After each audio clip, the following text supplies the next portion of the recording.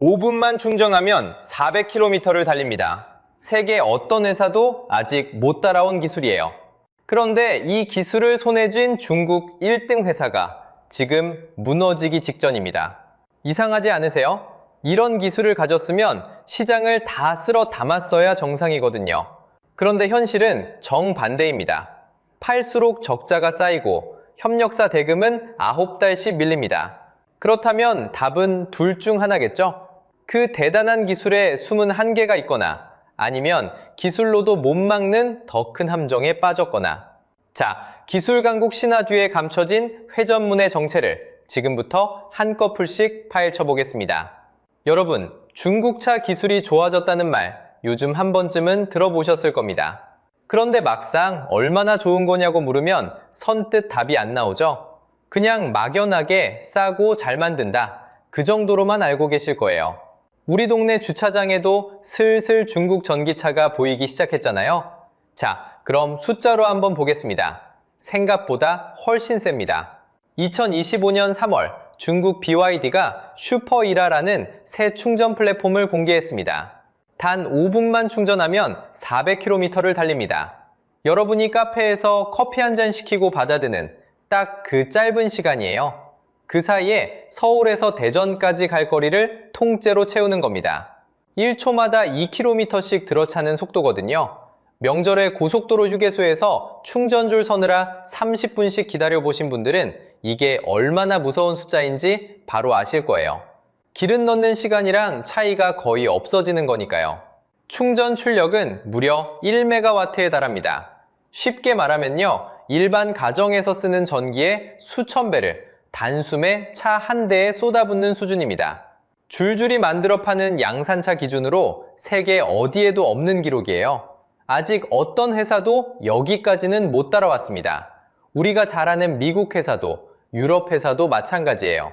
그러니까 기술만 놓고 보면 의심할 여지가 없습니다. 세계 1등이 맞아요. 배터리도 한번 볼까요? 전기차의 심장이 바로 배터리잖아요. 2025년 글로벌 점유율을 보면 중국 CATL이라는 회사 한 곳이 39.2%를 가져갑니다. 그런데 우리 한국 배터리 3사를 전부 다 합쳐도 15.4%거든요. 중국 회사 딱 한 곳이 우리 세 회사를 합친 것의 2배가 넘는 거예요. 우리가 반도체처럼 배터리도 앞서 있다고 믿었는데 어느새 이렇게 벌어진 겁니다. 여기에 기초 연구 실력도 이미 세계 정상권까지 치고 올라왔습니다. 예전처럼 짝퉁이나 만들던 나라가 더 이상 아니라는 얘기예요. 충전 기술도 1등, 배터리도 1등, 기초 체력까지 정상권, 빠져나갈 구멍이 없어 보입니다. 자, 이제 여기서 상식적으로 한번 생각해 보세요. 이 정도 기술을 손에 쥐었으면 시장을 통째로 쓸어 담았어야 정상입니다. 5분 충전이라는 무기로 경쟁자들을 죄다 밀어내고 세계를 다 먹었어야 맞아요. 누가 봐도 게임 끝난 것처럼 보이잖아요. 돈이 폭포처럼 쏟아져 들어와야 할 것 같죠? 그런데 현실은 정반대입니다. 바로 이 대단한 기술을 가진 1등 회사가 지금 무너지기 직전에 몰려 있습니다. 차를 팔면 팔수록 적자가 쌓입니다. 부품을 대주는 협력사의 줄도는 9달씩이나 밀려 있고요. 우리로 치면 거래처가 물건값을 9달째 안 주는 셈이에요. 멀쩡한 회사도 이러면 휘청거립니다. 한마디로 시험 성적표는 분명 전교 1등인데 정작 통장은 자꾸만 거꾸로 비어가는 거예요. 이게 말이 되는 상황입니까? 세계 최고 기술이 회사를 살리기는커녕 오히려 짐덩어리가 된 것처럼 보입니다. 도대체 왜 이런 일이 벌어지는 걸까요? 세계 최고 기술을 손에 쥐고도 통장은 왜 거꾸로 비어가는 걸까요? 세계 최고 기술을 가졌는데 통장은 왜 거꾸로 비어갈까요? 상식적으로 생각하면 정말 이상한 일입니다. 이 정도 기술이면 시장을 통째로 쓸어 담았어야 정상이거든요. 경쟁사들이 따라오지도 못하는데 말이죠. 그런데 숫자로 보면요, 현실은 정반대입니다. 자, 통념을 깨는 진짜 숫자를 하나씩 보여드리겠습니다. 지금부터 말씀드리는 건 모두 2026년 6월 기준입니다. 먼저 중국 자동차 산업 전체의 이익률을 따라가 볼게요. 2017년만 해도 7.8%였습니다. 10개 팔면 1개 가까이는 남던 시절이죠. 그러던 게 올해 1월에서 2월 사이엔 2.9%까지 주저앉았습니다. 거의 3분의 1 토막이 난 셈입니다. 여기서 핵심은요, 같은 기간 차가 안 팔려서 그런 게 아니라는 겁니다. 오히려 더 팔렸어요. 한 해 동안 약 3,478만 대, 역대급 판매량입니다. 더 많이 파는데 남는 돈은 더 줄어든 거예요. 그럼 차 한 대를 팔면 평균 얼마가 남았을까요? 약 270만 원입니다. 이게 역대 두 번째로 낮은 수치예요. 쉽게 말하면요, 5천만 원짜리 차를 한 대 통째로 팔아서 손에 쥐는 게 중형 냉장고 한 대 값입니다. 생각해보세요. 공장을 돌리고 직원 월급 주고 부품값 다 치르고 나면 남는 건 가전 매장 영수증 한 장 수준이라는 거죠. 차 한 대를 만드는 데 들어간 그 어마어마한 기술과 설비를 떠올리면 더 황당한 숫자입니다. 시간당 수십 명이 매달려 만든 첨단 전기차인데 정작 회사 손에 떨어지는 건 동네 가게 하루 매출만도 못한 거예요. 이걸 경제학에선 박리담의 함정이라고 부릅니다. 박리담에 싸게 많이 팔아서 적은 마진을 물량으로 메우겠다는 전략이에요. 그런데 왜 함정일까요? 많이 팔수록 한 대당 남는 돈은 더 얇아져서 발버둥 칠수록 오히려 더 깊이 빠져드는 뮤피배거든요. 매출표만 보면 사상 최대인데 정작 고가는 텅텅 비어가는 겁니다. 그럼 세계 1등이라는 BYD는 좀 다를까요? 안타깝게도 똑같습니다. BYD의 순마진은 5.71%에 그쳤습니다. 100만 원어치를 팔면 6만 원이 채 안 남는다는 뜻이에요. 세계 어떤 회사도 못 따라온다는 그 충전 기술을 가지고도 정작 손에 주는 돈은 이렇게 얄팍합니다. 더 뼈아픈 건 흐름이에요. 그러는 사이 BYD의 한 해 순이익마저 19%나 줄었습니다. 1등 기업이 1등 기술을 들고도 이익이 뒷걸음친 거예요. 자, 여기서 우리가 굳게 믿어온 공식 하나가 와르르 무너집니다. 기술이 1등이면 돈도 당연히 1등이라는 공식 말입니다. 성적표는 전교 1등인데 통장은 텅 비어있는 학생, 딱 그 모습이거든요. 여러분이라면 이 학생을 어떻게 보시겠어요? 그렇다면 답은 둘 중 하나겠죠. 그 대단한 기술에 우리가 모르는 한계가 숨어 있거나 아니면 기술로도 도저히 못 막는 더 큰 함정에 빠졌거나 이 둘을 지금부터 하나씩 해부해 보겠습니다. 먼저 기술 자체의 한계부터 들여다보죠. 그런데 진짜 문제는 기술 바깥에 있었습니다. 여러분, 기술이 좋으면 비싸게 받으면 그만 아니냐고요? 충분히 그럴 만한 의문입니다. 그런데 중국에서는 그게 안 통합니다. 왜 그럴까요? 답은 의외로 공장에 있습니다. 지금 중국의 차 생산 능력은 약 5,550만 대예요. 그런데 정작 안에서 팔리는 차는 한 해 2,300만에서 2,700만 대 정도입니다. 만들 수 있는 양이 팔리는 양의 2배가 넘는 거죠. 그래서 가동률이 약 49.5%까지 주저앉았습니다. 쉽게 말하면요, 공장 두 곳 중 하나는 불이 꺼진 셈이에요. 그런데 자동차 공장은 보통 80%는 돌아야 겨우 본전입니다. 절반밖에 못 돌리니 만들수록 적자만 쌓이는 거죠. 경제학에서는 이걸 규모의 비경제라고 부릅니다. 많이 만들수록 단가가 내려가는 게 정상인데 어느 선을 넘으면 거꾸로 손해가 불어나는 구간이에요. 자, 그럼 안 팔린 차는 다 어디로 갈까요? 고스란히 창고에 쌓입니다. 그렇게 쌓인 재고가 약 350만 대예요. 서울 시내를 굴러다니는 차를 전부 새 차로 한 번 더 채우고도 남는 양입니다. 차고지마다 새 차가 먼지를 뒤집어 쓴 채 주인을 기다리는 거죠. 차가 이렇게 넘쳐나면 회사는 기술로 점잖게 겨룰 여유가 사라집니다. 당장 재고를 털어야 하니 남는 카드는 가격뿐이죠. 결국 세계 최고 충전 기술이 아니라 가격표가 무기가 되는 겁니다. 실제로 BYD는 2025년 5월 22개 모델 값을 한꺼번에 내렸습니다. 많게는 34%까지 깎았어요. 5천만 원짜리 차를 하루아침에 3천만 원대로 던진 셈입니다. 소비자 입장에선 반갑게 들릴 수도 있어요. 그런데 어제 산 차가 오늘 1,000만 원 깎이면 그 차주는 어떤 기분일까요? 새 차를 뽑자마자 가격이 무너지니 사는 사람도 만드는 사람도 웃지 못하는 시장이 된 겁니다. 더 큰 문제는 한 곳이 칼을 빼면 끝이 아니라는 거예요. 옆 회사도 따라 빼고 그 옆도 빼고 다 같이 제사를 깎습니다.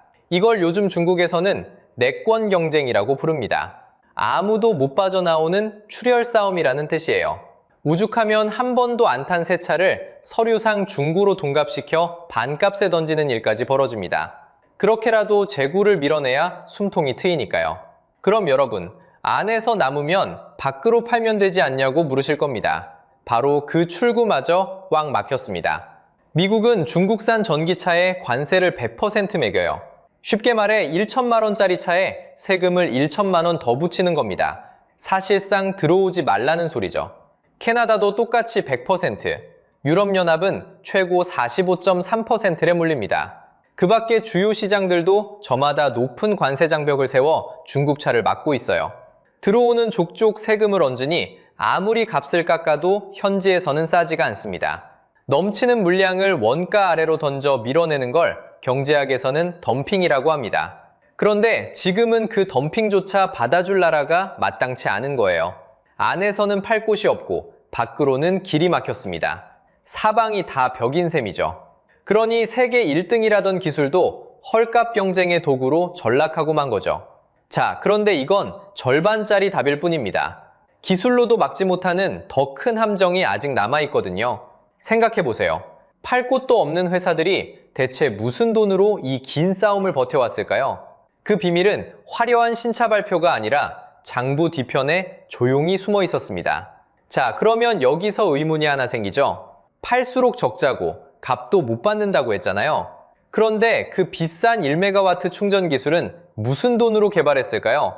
적자를 버티는 돈은 또 어디서 났을까요? 답은 한 단어로 끝납니다. 빚입니다. 기술도 빚, 버티기도 빚이었던 거예요. 장부를 펼쳐보면 BYD가 공식적으로 진 빚, 그러니까 순부채는 약 5조 5천억 원입니다. 큰 돈이긴 한데 세계 1등 회사 치고는 의외로 적죠. 그런데 회계 분석업체 GMT 리서치가 숨은 빚까지 다 더해봤습니다. 결과가 약 64조 원이었어요. 공식 숫자에 무려 11대입니다. 5조라더니 알고 보니 64조였던 겁니다. 그럼 그 빠진 58조는 어디 숨어 있었을까요? 바로 협력사들의 외상값입니다. 부품을 받고도 배금을 제때 안 준 거예요. 자, 여기서 핵심입니다. BYD는 협력사에 현금 대신 사내에서 만든 전자어음을 끊어줬습니다. D레엔이라고 부르는데 쉽게 말하면 나중에 갚을게 라고 적은 외상증서예요. 문제는 그 나중이 너무 멀다는 겁니다. 서구 기업들은 보통 한두 달 안에 부품값을 치릅니다. 그런데 이 어음으로 대금을 받기까지는 최장 약 275일이 걸렸어요. 거의 9달입니다. 생각해보세요. 여러분이 작은 부품 가게 사장님이라고요. 밤새 부품을 만들어 BYD에 납품했습니다. 그런데 손에 준 건 현금이 아니라 종이 쪽지 한 장이에요. 그걸 들고 9달에 버텨야 직원들 월급을 줄 수 있는 겁니다. 재료비도 그동안 내 돈으로 메워야 하죠. 그 9달치 외상이 한 곳도 아니고 수많은 협력사에서 쌓이고 쌓여서 58조가 된 겁니다. 이걸 경제학에서는 운전자본이라고 불러요. 회사가 당장 굴러가는 데 필요한 현금이죠. 보통은 회사가 제 돈으로 마련합니다. 그런데 BYD는 그 현금을 협력사 주머니에서 빌려 쓴 셈이에요. 남의 돈으로 공장을 돌린 겁니다. 그런데 외상도 결국 갚아야 할 빚입니다. 그래서 무슨 일이 벌어졌을까요? 협력사 외상만으론 버티기 어려워지자 이번엔 은행으로 손을 벌렸습니다. 2026년 3월 기준으로 BYD의 단기 차입금이 석 달 만에 약 72% 폭증했어요. 9조 7천억 원까지 불어난 겁니다. 부채 비율은 71.1%까지 올랐습니다. 가진 것의 1곱하기 빚이라는 뜻이에요. 그러는 사이 같은 1분기 순이익은 1년 전보다 55.4%나 쪼그라들었습니다. 3년 만에 가장 낮은 성적이었어요. 버는 돈은 반토막인데 빚만 불어나는 거죠. 새 빚으로 옛 빚을 막는 부채 돌려막기가 본격적으로 시작된 겁니다. 자, 이제 그림이 보이시죠? 세계 최고라던 그 기술은요, 협력사 외상과 은행 빚으로 떠받쳐온 거였습니다. 이건 장학금으로 1등한 게 아닙니다. 사채로 학원비를 댄 1등이에요. 성적표는 전교 1등인데 그 비결이 빚이었던 거죠. 그러니 기술이 빛날수록 빚도 같이 커집니다. 더 좋은 배터리를 개발하려면 또 돈이 들고 그 돈은 다시 협력사 외상과 새 빚으로 메우니까요. 더 앞서갈수록 더 깊은 외상에 빠지는 회전문인 거예요. 들어가면 빠져나올 수 없는 굴레죠. 결국 기술이 문제가 아니었습니다. 기술로도 못 막는 빚의 함정에 갇힌 거죠. 아무리 좋은 차를 만들어도 그 빚을 갚을 만큼 값을 못 받으니까요. 그런데 이런 구조의 끝이 어떻게 되는지 우리는 이미 알고 있습니다. 100년 전 미국이 똑같이 보여줬거든요. 그래서 이 끝이 어떻게 되는지 궁금하실 겁니다. 답은 의외로 100년 전 미국에 다 적혀 있습니다. 1920년대 미국은 지금 중국과 똑 닮은 풍경이었거든요. 전국의 자동차 회사가 수백 개씩 난립했습니다. 동네마다 차를 만드는 시대였어요. 그 한복판에 포드가 모델 T를 내놓습니다. 처음엔 한 대에 $825였습니다. 그런데 대량 생산으로 값을 깎고 또 깎았죠. 결국 $260까지 내려갑니다. 20년도 안 돼 가격이 3분의 1 토막이 난 거예요. 여기서 핵심은 이겁니다. 그 많은 회사들이 기술이 모자라서 사라진 게 아니라는 거죠. 너무 많이 만들고 너무 싸게 팔다가 값을 못 받아서 무너진 겁니다. 대공황을 거치며 줄줄이 통폐합됐고 결국 1939년엔 3곳만 살아남았습니다. 수백 곳이 단 3곳으로 정리된 거예요. 둘 다 안 비키고 끝까지 값을 깎는 출혈 싸움. 이걸 경제학에서는 치킨 게임이라고 부릅니다. 그리고 치킨 게임의 끝은 늘 누군가의 도태, 즉 구조조정으로 끝나거든요. 그런데 1등이라고 안전할까요? 한때 휴대폰 세계 1등이던 노키아가 무너질 때 회장이 남긴 말이 있습니다. 우리는 아무것도 잘못한 게 없는데 졌다. 무서운 건 바로 이겁니다. 1등도 한순간에 꺾이는 게 아니라 천천히 자기도 모르게 미끄러진다는 거예요. 자, 그러면 오늘의 중국은 어떨까요? 여기서 회심의 카드가 등장합니다. 2026년 2월 중국 정부가 직접 칼을 빼들었거든요.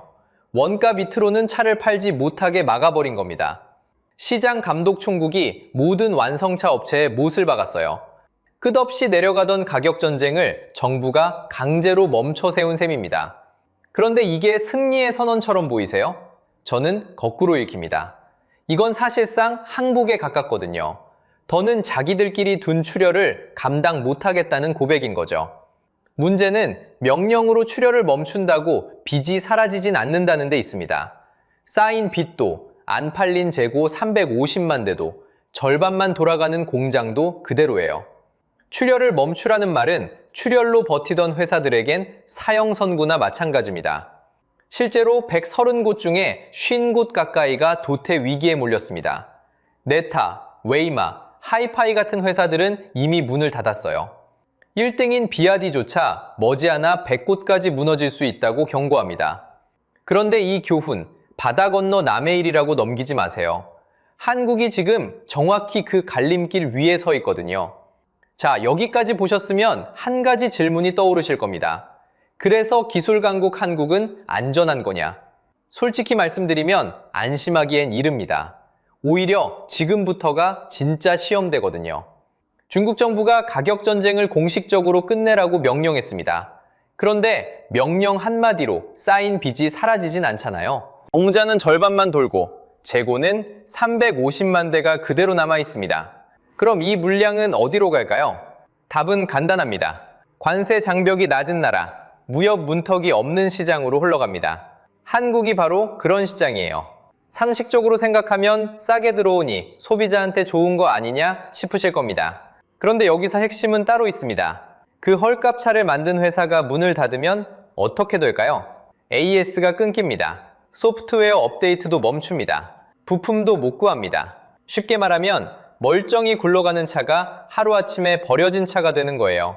실제로 중국에서 네타, 웨이마, 하이파이 같은 업체들이 줄줄이 무너지면서 그 차를 산 사람들이 지금 이 신세가 됐습니다. 가격표 숫자만 보고 덜컥 사면 싼 게 비지떡이 되는 겁니다. 그런데 진짜 무서운 건 한국 산업 그 자체입니다. 이 영상에서 제가 처음부터 끝까지 드리고 싶은 말이 하나 있어요. 기술만 믿어선 안 된다는 겁니다. 우리는 흔히 한국이 배터리 강국이라 안심합니다. 그런데 숫자로 보면요, 그림이 좀 다릅니다. 2025년 기준 한국 배터리 3사를 다 합쳐도 세계 점유율이 15.4%입니다. 반면 중국 CATL은 단 한 곳이 39.2%예요. 셋이 뭉쳐도 한 곳의 절반에 못 미치는 겁니다. 그것도 우리 점유율은 줄고 있어요. 기술 우위마저 좁혀지는 중입니다. 자, 여기서 핵심입니다. 중국이 무너진다고 비웃다간 우리가 더 위험할 수 있습니다. 왜냐면 우리가 봐온 이 모든 게 한 가지를 증명하거든요. 기술은 필요 조건이지 충분 조건이 아니라는 것. 세계 1등 기술을 쥐고도 그 값을 받을 구조가 없으면 빚으로 굴러가다 무너집니다. 한국이라고 이 공식에서 예외가 아니에요. 그럼 어떻게 해야 살아남을까요? 두 가지만 기억하시면 됩니다. 첫째, 기업은 기술을 기본으로 깔되 그 값을 제대로 받는 구조까지 갖춰야 합니다. 브랜드, 서비스, 부품과 정비가 도는 생태계 말이에요. 좋은 물건을 만드는 것과 제값받고 파는 건 전혀 다른 문제거든요. 둘째, 소비자인 여러분은 가격표 한 장이 아니라 총 소유 비용으로 판단하셔야 합니다. 처음 살 때 200만 원 싸도 회사가 사라져 수리도 못하면 그게 더 비싼 차예요.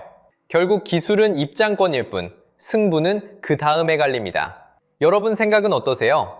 만약 중국 전기차가 지금 절반 값에 한국에 들어온다면 여러분은 사시겠습니까? 아니면 끝까지 망설이시겠습니까? 댓글로 솔직한 속마음을 들려주세요. 다음 영상에서는 이 가격 전쟁의 또 다른 그림자를 파헤쳐 보겠습니다.